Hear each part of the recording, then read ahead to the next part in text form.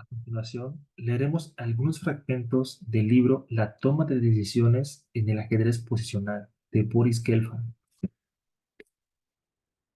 Prólogo del autor. Mi padre no era un jugador profesional de ajedrez, pero estaba seguro de que el ajedrez era una buena idea para mí, no solo porque el juego mantiene una alta estima en la Unión Soviética, sino también porque estaba seguro de que desarrollaba habilidades diferentes que me podrían ser muy útiles. Hoy tenemos una gran cantidad de investigaciones que demuestran que esto es así. Compró El viaje al reino del ajedrez de Averbach y Bailey, que leíamos juntos, un capítulo por día. Una gran cantidad de otros jugadores de mi generación, como Jalifman, Grishuk, Ivanchuk y otros, también leyeron este libro desde el principio de sus carreras. Un día, cuando llegó a casa del trabajo, no mostré interés por la lectura. Así que estaba bastante desconcertado y decepcionado por mi comportamiento. Simplemente no podía entender ese cambio. Finalmente, descubrió que mientras había estado en el trabajo, había leído por mi cuenta el libro hasta el final. Cuando cumplí 6 años, nos fuimos de vacaciones a Crimea, a un maravilloso resort en la costa. En la playa, mucha gente lo usaba para jugar ajedrez. Me uní y jugué mucho Blitz a lo largo de mis vacaciones. Aunque eran jugadores muy experimentados, me las arreglé para ganar unos pocos juegos. Uno de los jugadores era amigo de mi padre, que le recomendó firmemente que empezara a trabajar con un entrenador experimentado. Así es como comenzó mi carrera en ajedrez. Mi padre siempre siguió mis resultados y me apoyó hasta el final de su vida. Mantuvo álbumes de recortes y construyó una extensa biblioteca de toda mi carrera. También me compró libros de ajedrez. En aquel entonces, los libros en ajedrez en la Unión Soviética se publicaban entre 50 y 100 mil copias. Aún así, no era suficiente para satisfacer la demanda. Por ejemplo, Chess Informant solo imprimía 30.000 ejemplares. Mi padre se sorprendió que imprimieran cantidades tan pequeñas para poder acceder a las nuevas publicaciones y a una librería que se encontraba a la vuelta de la esquina de donde vivíamos. Allí podría tener entre mis manos los libros de Europa del Este, Alemania Oriental, Hungría y Yugoslavia. Yo iba más o menos cuando podía llegar el nuevo número de Chess Informant y sabía a la hora del día que se entregaban esos números. Y por supuesto, esperaba horas, con la esperanza de que el nuevo número llegaría ese día. En aquel tiempo, la librería tenía un acuerdo con algunos clubes, claro, de ajedrezes locales y los cuales obtendrían una copia para media docena de maestros nacionales que teníamos en ese momento.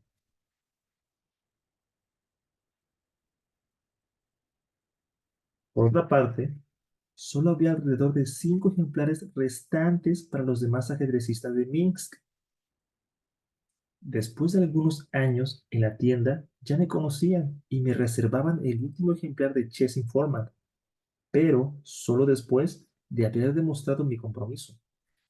Cuando tenía 9 años, empecé un largo match con mi padre, previsto a 30 juegos.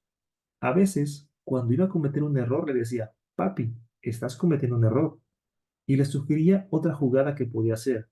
Finalmente, el match fue suspendido después de 14 juegos. Los libros difíciles de conseguir. Los dos libros más difíciles de conseguir en ese momento eran Mis 60 partidas memorables de Boy Fischer y se encuentra, 50 Select Games de Bert Larsen. Mi padre, conocido como Todas las piezas hasta acá, mi padre hizo cosas increíbles con el fin de adquirir esos libros. En primer lugar, logró identificar a las personas que tenían estos libros. Luego, les acosó sin cesar para saber lo que deseaban por ellos. Se las arregló para lograr 50 Select Games tras ofrecer al propietario una historieta de detectives que realmente deseaba. Y por mis 60 juegos memorables, planeaba pagar el peaje de 25 rublos. Esto hoy no puede parecer mucho, pero en aquel entonces am, su escaso sueldo era como de 120 rublos al mes. El 20% de su ingreso mensual para un libro de ajedrez. Afortunadamente, un amigo mío y de mi padre nos entregó una copia gratuita. Rubinstein por Rasubayev y Markorev. Este libro no podría haberse escrito sin el trabajo de uno de los mejores autores de ajedrez, Yuri Rasubayev, y su libro Rubinstein's Games, coautor con Murakevich. Escribiré más sobre ello en el siguiente capítulo. Jacob Agar y yo tuvimos varias conversaciones sobre lo que queríamos conseguir de nuestra colaboración en este proyecto. Yo pensaría como un jugador de ajedrez, con ganas de mostrar mis mejores partidas. Jacob lo haría como un escritor, con ganas de enseñar y de entretener al lector, como es el que lleva el bolígrafo. Su visión será sin duda la que predomine, lo cual no tiene por qué ser malo.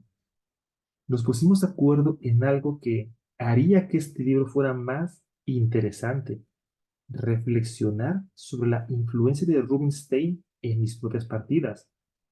No estoy seguro de la conexión será siempre tan obvia para el lector como lo es para mí, pero he tratado de explicarla de la mejor manera posible. Rubinstein en todas partes. No soy una de esas personas que se siente necesidad de fingir que soy un genio o que he inventado todo por mi cuenta. Estoy orgulloso de mis logros y me siento orgulloso de mis partidas. El hecho de que tuve una gran ayuda y el apoyo de mucha gente, como mi padre, mis entrenadores, Albert Capeguens y Alexander Guzmán, que es justamente quien le ganó a Kasparov una partida que mencioné. ¿Se acuerdan del ejemplo? Sí, así es. Y sobre todo, la de mi bella esposa Maya no es algo que creo vaya a disminuir mis logros. Más bien, espero que el hecho de que esas personas tan queridas para mí me hayan apoyado durante décadas diga algo positivo acerca de mi valor como ser humano. Es desde este punto de vista que escribo este libro. Voy más allá de la necesidad adolescente de querer demostrar a los demás que entiendo el ajedrez y estoy preparado para explicar cómo se debe entender realmente el ajedrez. Así que nos hemos centrado en cómo pienso sobre el ajedrez con la esperanza de que ayudará a los jugadores jóvenes en su progreso, así como dar una alegría a los aficionados de ajedrez que simplemente quieren disfrutar más de este juego. Y la piedra angular de mi proceso de pensamiento es mi modelo a seguir, Akiva Rubinstein. Obviamente, siempre he tratado de aprender de todos los grandes maestros, pero fue Rubinstein quien más me impactó, seguido cerca por las partidas de los escritores de Efim Geller y de Lev Pulayevsky. Por esa razón, vamos a volver a escarbar en las partidas de Rubinstein, así como otras partidas que me inspiraron algo a lo largo de este libro, para explicar cuál fue el razonamiento de mis elecciones para tomar las decisiones críticas, y de ahí viene el título del libro, La toma de decisiones del ajedrez. Juzgarnos sobre esto. A diferencia de mi primer libro, My Most Memorable Games, en 2005, la intención de este libro no es centrarse en la precisión de los movimientos que hice sobre el tablero, como se muestra en el análisis posterior, sino en el proceso de pensamiento que me llevó en primer lugar a la búsqueda de ellos. Obviamente, analizamos las partidas y en este proceso se descubrieron cosas que me hicieron reevaluar algunos juegos en su totalidad, pero en definitiva, nos hemos centrado en las razones de las decisiones y los planes que hice, y también en las limitaciones de mi manera de pensar durante el juego. Espero que el lector encuentre este enfoque interesante y que le ayude a mejorar. Boris Gelfand, Rizón de León, abril 2015. Prólogo de Jacob Agar. Yo soy el escritor fantasma de este libro. Aunque la palabra del autor no explica por completo lo que he estado haciendo, analicé las posiciones, las preguntas, las respuestas grabadas, lo tecleé todo y puse mi modesta experiencia con mis libros de ajedrez para mejorar la estructura y el orden que se había planteado al inicio. Aunque es todo el trabajo de un escritor, el elemento más importante se obvia. Las ideas de este libro y los razonamientos que hay detrás son de Boris y no míos. Si quieres saber lo que pienso, por favor, compra mis libros. Y quiero decir exactamente eso, por favor, compra mis libros. He soñado con estar involucrado en un proyecto como este desde hace mucho tiempo. Como gran maestro, entiendo un poco lo que está sucediendo en los juegos de alto nivel, pero es evidente que mi comprensión del juego no está al mismo nivel que un retador al campeonato mundial, que sería capaz de utilizar mis habilidades como escritor y docente con experiencia para hacer preguntas correctas y para obtener ideas que no se obtendrían si él estuviese escribiendo el libro. De hecho, fueron sobre todo las cosas obvias lo que me fascinaron de este proceso. Cada vez que algo era obvio para Boris, yo sabía que no podía ser obvio para muchos y que su explicación sería muy instructiva. Este ha sido uno de los proyectos más grandes e interesantes de mi carrera, y quiero dar las gracias a Boris desde el fondo de mi corazón por haber accedido a trabajar conmigo en él. Jacob Haga, Glasgow, abril 2015. Capítulo 1. Jugando como Rubinstein.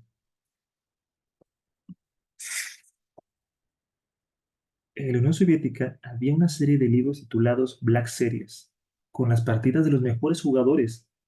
Al final abarcó 32 volúmenes. Cada uno tenía 9 años. Mi padre compró el volumen de Rubinstein, de Rusvallev y de Murakami. Probablemente Rusayev hizo la parte ajedrecística y Murakami escribió la biográfica.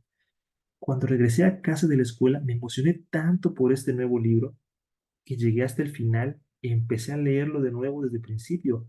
También hice esto con otros libros de esta serie, tales como los libros de Geller, Fischer y Larsen. Pero el libro de Rubinstein me causó una profunda impresión. Como se puede ver en la partida de la introducción, ya estaba jugando al estilo de Akiva Rubinstein y yo sin saberlo. Más tarde, entablé una conexión especial con Yuri Radgusayev, relacionado con nuestro amor común por Rubinstein. Tuvimos muchas conversaciones acerca de la forma en que Akiva ha influenciado el pensamiento moderno y la teoría de las aperturas en ajedrez. Siempre que he ganado un juego al estilo Rubinstein, me llamaba y me daba la enhorabuena. Me llamaba el Akiva de nuestro tiempo, lo cual era un cumplido muy agradable. Incluso el sexto juego contra Grishuk en Kazán en 2011, que se puede encontrar en un volumen posterior a esta serie, afirmó que pertenecía a Rubinstein. Rasuvayev dijo que tenía un don para detectar las ideas temáticas y utilizarlas para realizar mi ventaja. Lamentablemente, Rasuvayev ya estaba en fase terminal en ese momento. Sin embargo, fue capaz de darme mucho apoyo moral. Lo llamaba para ver cómo estaba y se negaba a hablar sobre su salud, y en su lugar se centraba en los encuentros de candidatos, haciendo hincapié en que tenía una buena oportunidad de ganar y así sucesivamente. Rasuvayev tenía un don de explicar las cosas dotándolas de profundidad y al mismo tiempo emplear palabras sencillas. Era realmente uno de los más grandes escritores y pensadores de ajedrez que hemos tenido. Como entrenador, trabajó con muchos de los mejores jugadores de la actualidad, como Topalov, Tomaszewski, Lautier y la ex campeona del mundo Alexandra Kosteniuk.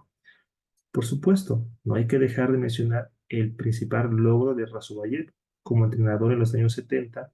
Formaba parte del pequeño grupo de analistas que ayudó a la joven estrella en ascenso, Anatoly Karpov, a convertirse en campeón del mundo.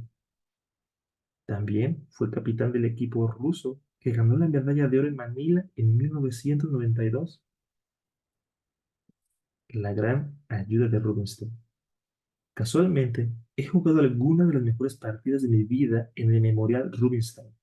Perdí algunas oportunidades en el 97 y quedé en segundo, pero gané el torneo en el 98 y 2000. En 98 se produjo una de mis victorias más memorables con la variante Gelfand-Jalifard contra la Grunfeld. La partida se puede ver en mi primer libro, My Most Memorable Games, pero no creo que vaya a ahuyentar a los potenciales lectores de ese libro si ofrezco un punto culminante en la combinación. A continuación, se pone la partida de Boris Gelfand y Alexei Shirov de Polanka Strok en 1998,